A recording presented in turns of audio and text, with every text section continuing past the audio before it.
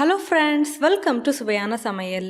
இன்னைக்கு நம்ம சுவையான சமையல் சேனல்ல சுவையான தேங்காய் பால் மட்டன் குழம்பு எப்படி செய்யறதுன்னு பார்க்கலாம். வாங்க வீடியோக்குள்ள போகலாம். சுவையான சமையல் சேனலை நீங்க இன்னும் சப்ஸ்கிரைப் பண்ணலன்னா சப்ஸ்கிரைப் பட்டனை கிளிக் பண்ணி சப்ஸ்கிரைப் பண்ணிக்கோங்க.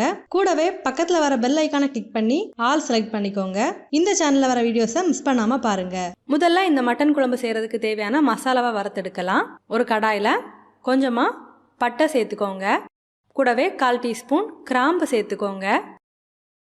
1/4 டீஸ்பூன் ஏலக்காய் சேர்த்துக்கோங்க. 1/4 டீஸ்பூன் சீரகம் சேர்த்துக்கோங்க. அடுத்ததா ஒரு 1/4 டீஸ்பூன் மிளகு சேர்த்துக்கோங்க. 1/2 டீஸ்பூன் சோம்பு சேர்த்துக்கோங்க. இதெல்லாம் சேர்த்ததுக்கு அப்புறமா இந்த மசாலாவை நல்லா லோ ஃப்ளேமில் வச்சு வறுத்து எடுக்கலாம். இப்போ பார்த்தீங்கன்னா மசாலாவை நல்லா வறுத்து எடுத்தாச்சு. இந்த மசாலாவை நல்லா சூடாறினதுக்கப்புறமா மிக்ஸி ஜாரில் போட்டு பொடிச்சு எடுத்து வைக்கலாம்.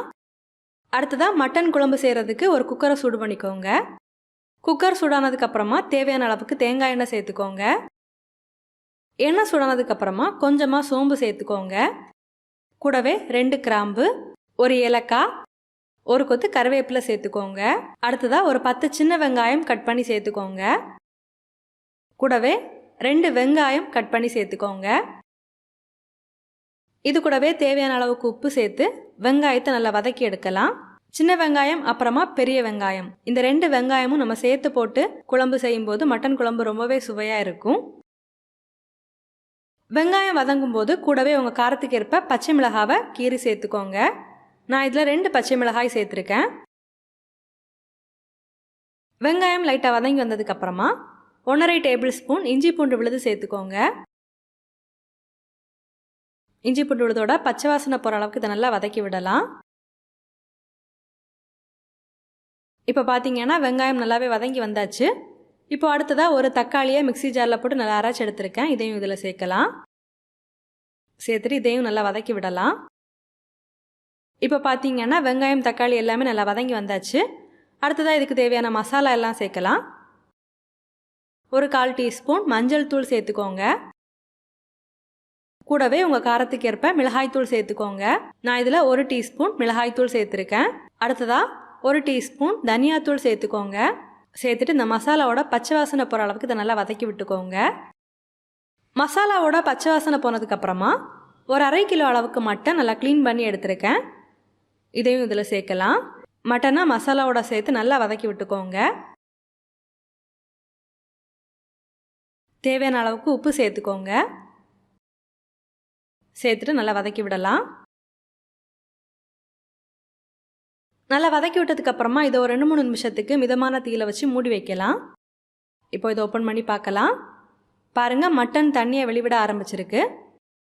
இந்த ஸ்டேஜில் நம்ம ஃப்ரெஷ்ஷாக வறுத்து பொடிச்சு எடுத்துருந்த மசாலாவை சேர்த்துக்கோங்க. சேர்த்துட்டு நல்லா கலந்து விட்டுக்கோங்க. அடுத்ததாக இதில் மட்டனை வேக வைக்கிறதுக்கு தேவையான அளவுக்கு தேங்காய் பால் சேர்க்கலாம். நான் இன்னைக்கு முதல் தேங்காய் பாலும் 2ஆம் தேங்காய் பாலும் கலந்து தான் எடுத்திருக்கேன்.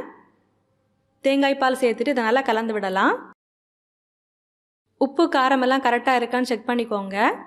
இப்போ பாருங்கள், லைட்டாக கொதிக்க ஆரம்பிச்சாச்சு. கடைசியாக இதில் 1 டீஸ்பூன் தேங்காய் எண்ணெய் சேர்த்துக்கோங்க. தேங்காய் எண்ணெய் சேர்த்ததுக்கப்புறமா குக்கரை மூடி மிதமான தீயில் ஒரு 6லேருந்து 7 விசில் விட்டு வேக வச்சு எடுக்கலாம். நீங்கள் உங்கள் குக்கருக்கு ஏற்ற மாதிரி விசில் விட்டு வேக வச்சு எடுத்துக்கோங்க. குக்கரோட ப்ரெஷர் ரிலீஸ் ஆகியாச்சு. இப்போ இதை ஓப்பன் பண்ணி பார்க்கலாம். நம்மளோட சுவையான தேங்காய் பால் மட்டன் குழம்பு ரெடி ஆகிடுச்சு. இட்லி தோசை கூடையெல்லாம் சேர்த்து சாப்பிட்றதுக்கு ரொம்பவே சுவையாக இருக்கும். நீங்களும் இந்த மாதிரி செஞ்சு பாருங்கள். செஞ்சு பார்த்ததுக்கப்புறமா உங்கள் கமெண்ட்ஸை மறக்காமல் எங்களோட ஷேர் பண்ணுங்கள். இந்த வீடியோ உங்களுக்கு யூஸ்ஃபுல்லாக இருந்தது அப்படின்னா வீடியோவை லைக் பண்ணி உங்கள் நண்பர்களோட பகிர்ந்து கொள்ளுங்க. நீங்கள் இன்னும் நம்ம சுவையான சமையல் சேனலை சப்ஸ்கிரைப் பண்ணலைன்னா மறக்காமல் சேனலை சப்ஸ்கிரைப் பண்ணிக்கோங்க. இந்த மாதிரி சுவையான ஒரு ரெசிபியோட நான் உங்களை சந்திக்கிறேன். அது வரைக்கும் சுவையாக சமைங்க, சுவையாக சாப்பிடுங்க. நன்றி.